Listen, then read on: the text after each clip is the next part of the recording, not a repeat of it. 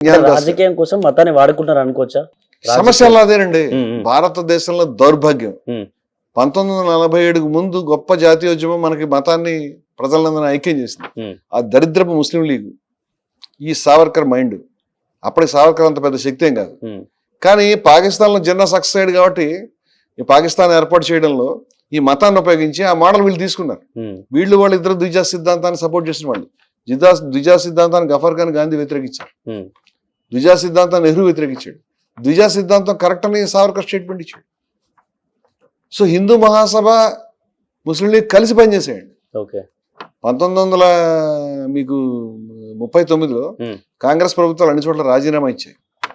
ఎందుకంటే రెండో ప్రపంచ యుద్ధంలో మనం చెప్పకుండానే మమ్మల్ని సంప్రదించకుండా భారతదేశాన్ని దింపారు అని. అన్ని రాష్ట్రాల్లో కాంగ్రెస్ అధికారులు వీళ్ళు ఎవరు లేరు. అన్ని రాష్ట్రాల్లో మళ్ళీ ఈ కాంగ్రెస్, ముస్లిం లీగు, హిందూ మహాసభ కలిపి ప్రభుత్వాలను ఏర్పరిచాయి. చాలా రాష్ట్రాలు కలిసి పనిచేస్తారు. శ్యామాప్రసాద్ ముఖర్జీ గారు ఇప్పుడు ప్రేరణ కదా మోదీ గారికి, వారు ఆ మంత్రిగా ఉన్నారు. క్విట్ ఇండియా ఉద్యమం 1942లో మహాత్మా గాంధీ గారు, కాంగ్రెస్ నాయకత్వం అందరూ జైళ్ళకి వెళ్ళి అరెస్ట్ అయినప్పుడు గాంధీ గారి భార్య కూడా జైల్లో చచ్చిపోయింది. ఆయన పుత్ర సమానుడైన మహాదేవ్ దేశాయ్ చచ్చిపోయాడు. లక్షల మంది అరెస్ట్ అయ్యారు. కాంగ్రెస్ సిడబ్ల్యూసి మొత్తం అరెస్ట్ అయింది. ఓ పక్క సుభాష్ చంద్రబోస్ అక్కడికి వెళ్ళి పోరాటం చేసే ప్రయత్నం చేస్తున్నాడు. ఇంత ఉన్నప్పుడు వీళ్ళు బ్రిటిష్ వాళ్ళతో కలిసి పనిచేశారు. ఈ శ్యామాప్రసాద్ ముఖర్జీ అసలు ప్రజల మీద బాంబులు వేయాలని బ్రిటిష్ వాళ్ళు ఆ పని చేస్తున్నారు. చాలా చోట్ల ప్రజలు స్వతంత్రం ప్రకటించుకుంటారు. 42 క్విట్ ఇండియా ఉద్యమం మహాద్భుతం మన చరిత్రలో. అటువంటి ఉద్యమంలో బ్రిటిష్ వాళ్ళకి స్వతంత్ర పోరాట వీరులను ఎలాంటి చేయాలో సలహాలు చెప్తూ ఉత్తరాలు రాశాడు ఈయన Shyama Prasad Mukherjee. That is available. వీళ్ళ చరిత్ర అంతా దుర్మార్గమైన చరిత్ర వీళ్ళది. నేనేమంటున్నానంటే ఇప్పుడు ఆ మతాన్ని రాజకీయాల్లో ఉపయోగించుకుని సక్సెస్ అయిన తర్వాత ఆ మోడల్ని మళ్ళీ ఇప్పుడు మనకి 85 ఎన్నికల ఓటమి తర్వాత బయటకు తీశారు. బయటకు తీసినప్పటి నుంచి రెండు ఒకటే. మేము హిందువులు, మమ్మల్ని కాదంటే నువ్వు కాదు, హిందువు కాదు, నువ్వు మనిషివే కాదు, నువ్వు కమ్యూనిస్ట్వి, అర్బన్ నక్సలైట్వి, నీ రూపా పెట్టచ్చు, నీ తలకాయ తీసేయచ్చు, నేను పాకిస్తాన్లో పంపించేసి ఏమైనా చేయగలుగుతాడు ప్రశ్నిస్తే.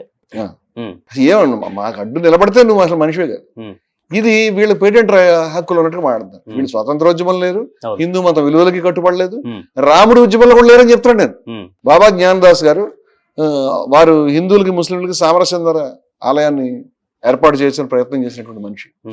బాబ్రీ మసీద్ కూల్చినప్పుడు మీకు ఒక ఇంట్రెస్టింగ్ విషయం చెప్తానండి. బాబ్రీ మసీద్ కూల్చేటప్పటికి అక్కడ ఒక ఆలయ వ్యవస్థ నడుస్తుంది, పూజాధికారులు నడుస్తున్నాయి. ఓ డిబ్బీ ఉంది, మీకు ఫొటోస్ కూడా చూపిస్తే కావాలంటే. ఆ డిబ్బీలో లక్షల రూపాయలు నిధులు వచ్చేవి.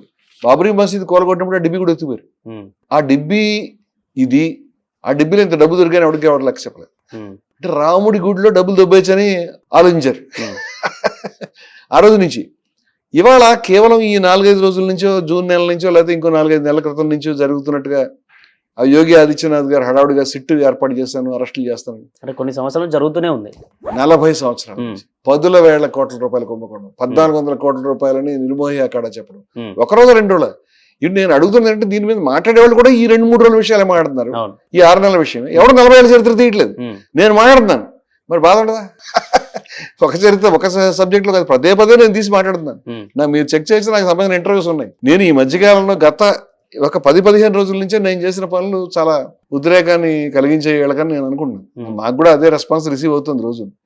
ఇక్కడ గోవధకి సంబంధించి గోవధ నిషేధించండి, ఎందుకంటే ఎప్పటి దాని పేరు మేము హింసాకాండ చేస్తున్నారు. గోవధకు సంబంధించి 100 సంవత్సరాల నుంచి కూడా ఉద్యమాలు ఉన్నాయి.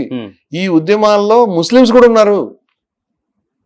ముస్లిమ్స్ గోవధ నిషేధించాలని ప్రాణాలు ఇచ్చిన ఉన్నారండి. ముస్లిమ్స్ గోవధ నిషేధించాలని పుస్తకాలు రాసిన ఉన్నారు. తర్కే గావ్ ఖుషి అనే పుస్తకాన్ని 100 ఏళ్ల క్రితం 1921లో. అలాగే హకీం అజ్మల్ ఖాన్ గారు, అలీ బ్రదర్స్, గాంధీ గారితో పాటు పనిచేసినటువంటి వాళ్ళు, మౌలానా అబుల్ కలాం ఆజాద్ గారు, అలాగే మదాని అనేటువంటి పెద్ద మనిషి, ఎందరో పెద్దలు. ఇప్పుడు కాదు, నేను 100 ఏళ్ళ చరిత్ర చెప్తాను. ఇప్పుడు ముస్లిమ్స్ అంటే తినేవాళ్ళను, హిందువులు అంటే రక్షించేవాళ్ళు అనేటువంటి ఒక నెరేటివ్ ప్రచారం చేశారు.